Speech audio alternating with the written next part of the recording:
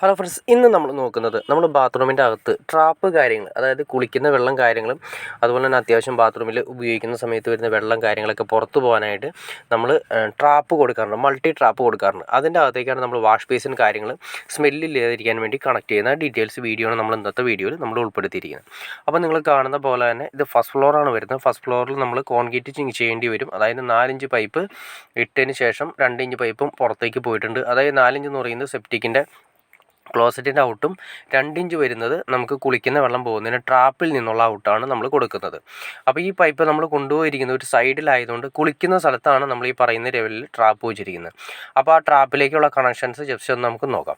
ആ കോർണറിൽ നമ്മൾ കൊടുക്കുന്നതാണ് ട്രാപ്പ് കൊടുത്തിരിക്കുന്നത്. അതിലേക്ക് ഒരു 1.5 ഇഞ്ച് പൈപ്പ് വന്നിരിക്കുന്നത് കാണാൻ സാധിക്കും. അതായത് 1.5 ഇഞ്ച് പൈപ്പ് നമുക്ക് വാഷ് ബേസിനിൽ നിന്ന് നേരെ അതിലേക്ക് ഇന്നിലേക്കാണ് വരുന്നത്.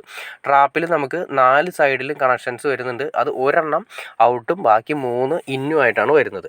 അപ്പോൾ ബാക്കി ഇന്ന് വരുന്നതെല്ലാം ഇതിൻ്റെ അകത്ത് കൊടുത്തിരിക്കുന്നത് 1.5 ഇഞ്ച് പൈപ്പാണ് കൊടുത്തിരിക്കുന്നത്. അപ്പോൾ ഒരു ഇന്ന് മാത്രമാണ് നമ്മൾ ഉപയോഗിക്കുന്നത്. അത് നമ്മൾ നേരെ വാഷ് ബേസിൻ നേരെ ഈ പറയുന്ന ട്രാപ്പിലേക്കാണ് കൊടുത്തിരിക്കുന്നത്. ട്രാപ്പിലേക്കും വാഷ് ബേസിൻ നമ്മൾ കൊടുത്തില്ലെങ്കിൽ കുഴിയിൽ വരുന്ന സ്മെല്ല് അത് തന്നെ മൊത്തം നമ്മൾ ഈ പറഞ്ഞ ലെവലിൽ ബാത്റൂമിൽ മൊത്തം വരാനുള്ള ചാൻസ് കൂടുതലാണ്. വെറുതെ നമ്മൾ പൈപ്പ് പുറത്തേക്കിട്ട് കൊടുത്തു കഴിഞ്ഞാൽ സ്മെല്ല് ഉറപ്പായിട്ടും ബാത്റൂമിലേക്ക് വരും. അപ്പോൾ വാഷ് ബേസിൻ നമ്മൾ ഈ പറയുന്ന ലെവലിൽ ബാത്റൂമിൻ്റെ ട്രാപ്പിലേക്ക് കയറ്റി അതിൽ നിന്ന് ഔട്ട് നേരെ പുറത്തേക്ക് കൊണ്ടുപോയി. അത് നേരെ പുറത്തേക്ക് കൊണ്ടുവരിക്കുന്ന പൈപ്പാണ് ഈ കാണുന്ന 2 ഇഞ്ച് പൈപ്പ്. ആ 4 ഇഞ്ചിൻ്റെ തൊട്ടുപുറത്താണ് 2 ഇഞ്ച് പൈപ്പ്.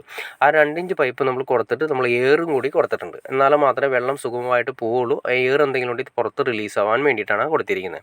അപ്പോൾ പിന്നെ നമ്മളിവിടെ കൊടുത്തിരിക്കുന്നതെല്ലാം തന്നെ സൈഡിൽ കണ്ടോ നിങ്ങൾക്ക് അറിയാൻ പറ്റും. ആ ട്രാപ്പ് ടൈൽ ഒട്ടിക്കുന്നതിന് വേണ്ടിയിട്ട് ഒരു 3 ഇഞ്ച് 2 സൈഡിൽ നിന്ന് വലിച്ചിട്ടിട്ടാണ് ചെയ്തിരിക്കുന്നത്. അതായത് ടൈലിൻ്റെ ഗ്രേറ്റിങ്സ് അതുപോലെ തന്നെ കാര്യങ്ങളൊക്കെ വെക്കുന്നതിന് വേണ്ടിയിട്ട് നമ്മൾ ഒരു 3 ഇഞ്ച് ഭിത്തിയിൽ നിന്ന് 2 സൈഡും മാറ്റിയിട്ടിട്ടാണ് വെച്ച് കൊടുത്തിരിക്കുന്നത്. അതല്ലെങ്കിൽ എന്ത് സംഭവിക്കുന്നത്, നമുക്ക് ഗ്രേറ്റിങ്സ് കാര്യങ്ങൾ വെക്കാൻ സാധിക്കില്ല. ഗ്രേറ്റിങ്സ് അതിൻ്റെ മുകളിൽ ടൈലിൻ്റെ മുകളിൽ ഗ്രേറ്റിങ്സ് വയ്ക്കുന്ന സമയത്ത് കറക്റ്റ് ട്രാപ്പിലേക്കായിരിക്കില്ല വീഴുന്നത്. കറക്റ്റ് ഗ്യാപ്പ് അവിടെ ഇല്ലെങ്കിൽ. അപ്പോൾ ഇത് നമ്മളൊരു 3 ഇഞ്ച് ഗ്യാപ്പ് ഇട്ട് കൊടുത്തു കഴിഞ്ഞാൽ കറക്റ്റ് ഗ്രേറ്റിങ്സ് അതിൻ്റെ അകത്തേക്ക് വീഴും.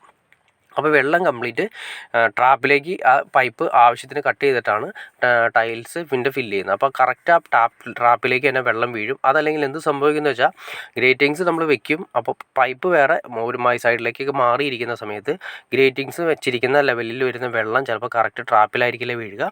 അങ്ങനെ പതുക്കെ ട്രാപ്പിലിൻ്റെ സൈഡിലൊക്കെ വീണ് ആ കോൺക്രീറ്റിൻ്റെ അകത്തേക്കൊക്കെ പോയി ലീക്ക് വരാനുള്ള ചാൻസ് കൂടുതലാണ്. അതും ശ്രദ്ധിക്കേണ്ട കാര്യങ്ങളൊന്നാണ്.